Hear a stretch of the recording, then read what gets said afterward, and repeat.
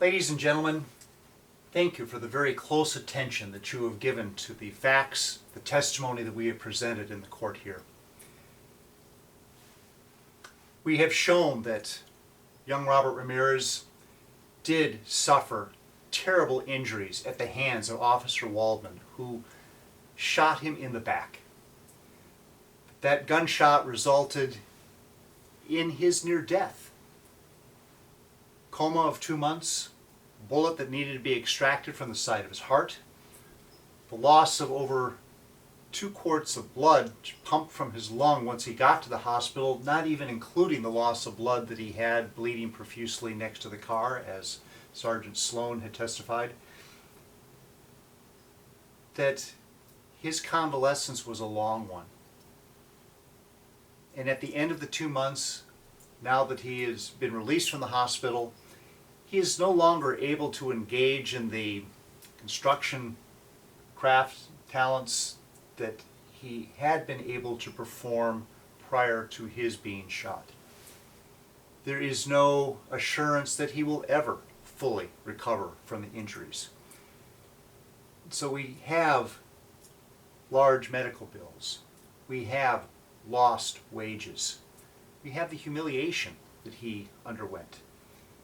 We have the pain and suffering that he is experiencing today, and very likely that he is going to experience tomorrow. With this, we have asked this court to award Robert Ramirez a minimum of $350,000 for the injuries, the pain and suffering that he has received because of Officer Waldman. We have a second point, a point no less important, and that is for the gross, wanton negligence that Officer Waldman did to Robert. His conduct that evening, his claim of coming to the aid of his partner, we have shown through many testimonies of Officer Waldman and Officer Waldman's partner, Officer Waldman's supervising sergeant, that bring into question what truly was going on that night. A bit of a Keystone Cop. It is our contention that it was not in any way, shape, or form to save his partner from imminent death at the hands of Mr. Ramirez, but that it was coming around the corner of his car, stumbling, carelessly handling his firearm, but in some way discharging his firearm and shooting Robert while Robert lay helpless, sitting on the ground, just wanting to get up. Not even knowing until a few moments before that these two individuals were policemen, thinking that they were just guys out making trouble. The testimony clearly shows inconsistencies on the part of the detectives, certainly of Officer Waldman. The performance that they showed that night was not worthy of a rookie cop. But even so, even if we take the testimony of Officer Waldman at his word, it still brings into great question his following the proper guidelines as the city of Chicago had laid out. That the use of deadly force was truly to be a last resort. And it was his partner, Officer Levy, who testified that he had Robert's right hand, a hand also that is in great question because Robert is left-handed. Everyone who has known Robert, who's come here to testify, he has been, continues to be left-handed only.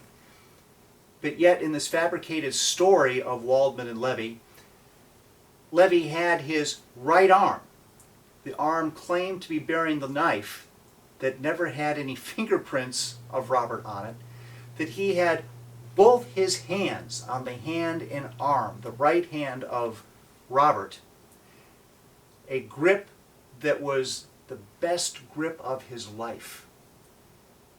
And yet, Officer Waldman found it necessary to shoot such an individual in direct contravention to what the city of Chicago's own rules would be in that occasion.